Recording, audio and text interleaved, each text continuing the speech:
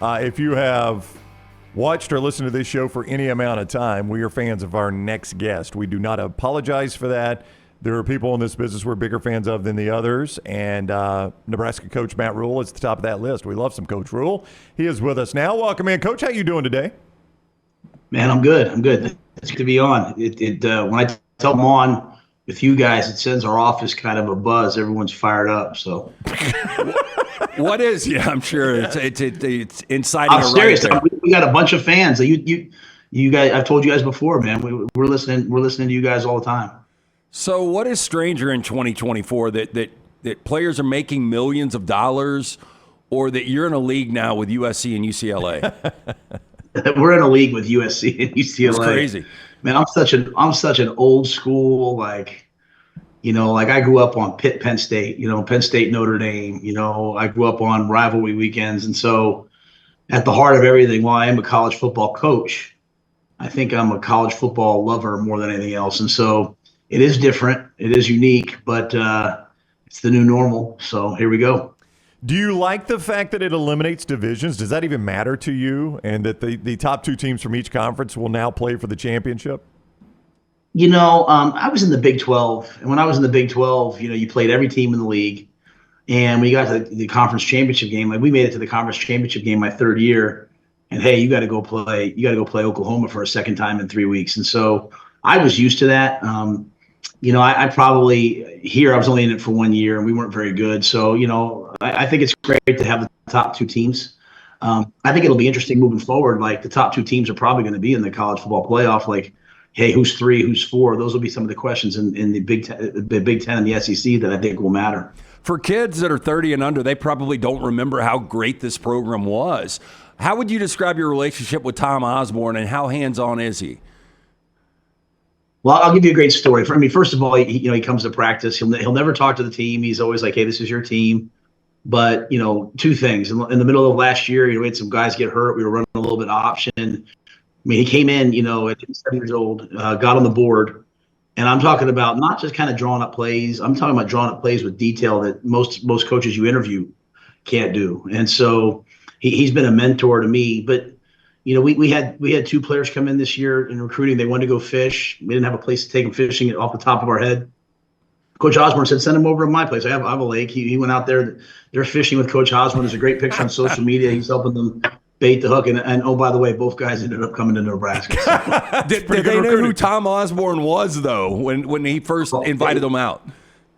Yeah, they did. I think that's a great thing when you recruit guys. We're going to recruit guys who have an understanding of the history of Nebraska. And so, he's amazing. He'll walk in this building and he'll see a player and he'll say, oh, Garrett Snodgrass, how you doing? He'll remember them from recruiting, especially when they're from the state of Nebraska. But those 2 guys were out-of-state guys. They knew who Coach was. And I thought I was a good recruiter. And all of a sudden he's closing more. He's got a higher closing percentage right now than I do. Nebraska coach Matt Rhule with us on the JohnstonRVCenter.com hotline. You know how much college football we talk on this show, so all summer long we're reading things about it. I almost never see a story about impact players, newcomers, quarterbacks that doesn't include Dylan Raiola. What can you tell us about him that he brings to the field? Why is everyone around your program so excited about him, and those that just talk about and cover college football so excited about him? Well, I think he's a unique young man in that he's got all the arm talent. I remember going out and watching him practice in high school when I first got here. And I'll just tell you, I obviously in my time in the NFL, which didn't really work out, I was always at all the quarterback draft, pro days trying to find a guy that could lead the franchise. And when I watched him throw, I said, wow, he throws as a junior in high school better than all those guys that I saw at pro days. And so, or at least on par. I don't want to degrade anyone. So, he has amazing arm talent. But then when you get him here, he's respectful, he's loyal, and he understands hard work. Like, he understands that, if you want to be great at this, it's not about how well you throw the ball. You have to know where to throw the ball, when. You have to make the right decisions. He's watching film all the time. He's in here early with the guys. So you find a guy with great talent who also has a tremendous work ethic and high character. And I think you can hear why people have so much excitement in Nebraska about having him here. Is it as a coach? Is there an advantage to a legacy guy like him recruiting that? Does it apply more pressure? When you've got a legacy guy who is not just a legacy guy, but a legacy guy of an important player, how does that change recruiting? Well, we took 8 guys last year who are in some version of a legacy player, right? So, it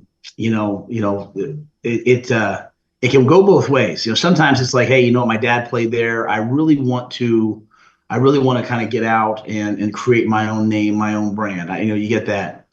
But I think as you get closer to signing day, all those pictures of them wearing a Huskers jersey, wearing a Huskers shirt. So a lot of them committed late to us. Maybe it took a little bit of time to get past that. Hey, I want to go out and see the world. But as they went out and took visits and took trips and saw all the amazing schools that are out there, especially with Dylan, even in the last week, I think they realized that there's something special to them and their family about the University of Nebraska. And you know what, guys? Like, I walk in every day and I walk past 5 national championship trophies. It's one place to go somewhere that's never done something. It's another place to go somewhere that's done it and just trying to get it back to that. And so I think when those guys are sitting in my office and they're saying, well, can we ever get back to that? I tell them, like, we can if you come. Good players make good coaches, make good programs. And so most of them have bought into that.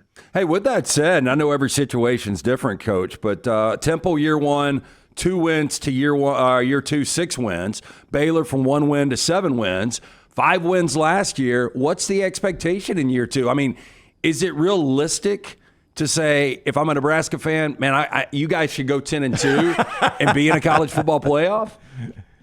Well, you know what? I think the realization is that, like, you know what?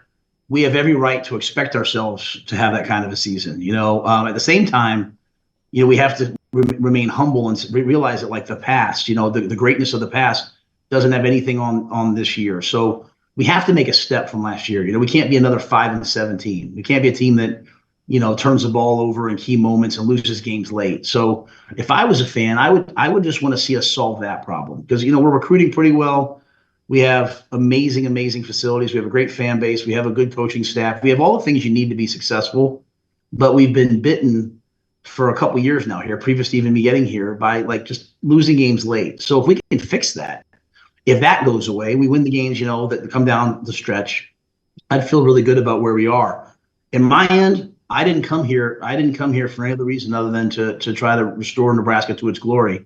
And I'm not trying to wait. So hopefully we can do that this year.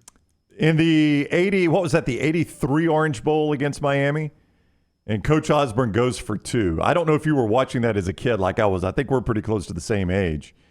Mm-hmm. That is one of the most gutsy calls of all time.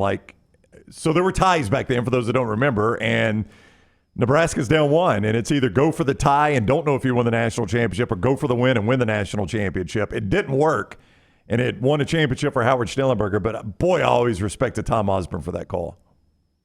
Yeah, we watched a documentary about it, and I think the thing that's unique is, I think he felt like, well, I don't know what Coach felt like, but most people felt like even if they did tie, they probably were going to win the national championship. And I think that, just speaking to Coach Osborne's competitive character and the things that he believes in, he wanted to win the game. He came to win the game. He didn't come to tie and back into a national championship. Now, I'm going to be honest with you guys.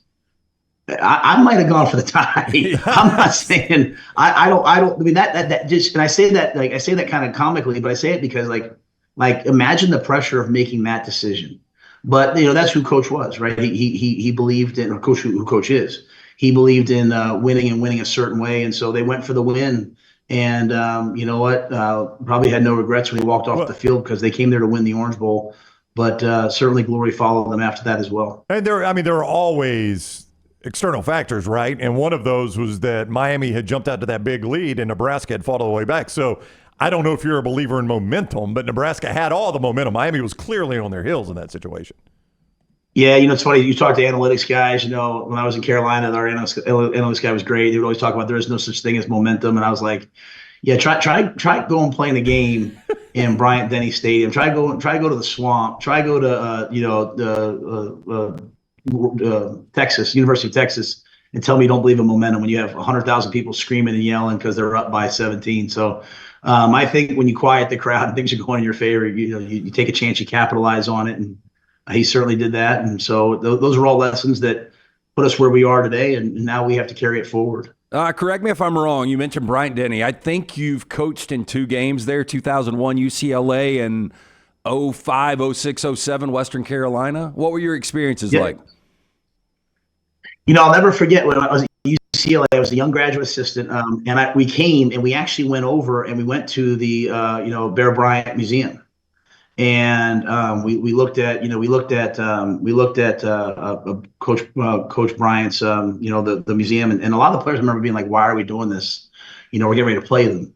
And I remember just recognizing, like, I know there's so much vitriol now. If you say you don't like a fan base, everyone screams and yells, but it's actually okay to like really love football and really respect all the teams. And so I just remember that moment. I remember we were playing really well. Phil Snow, who's my D coordinator, was the D coordinator then. I think it was Coach Franchione's first game.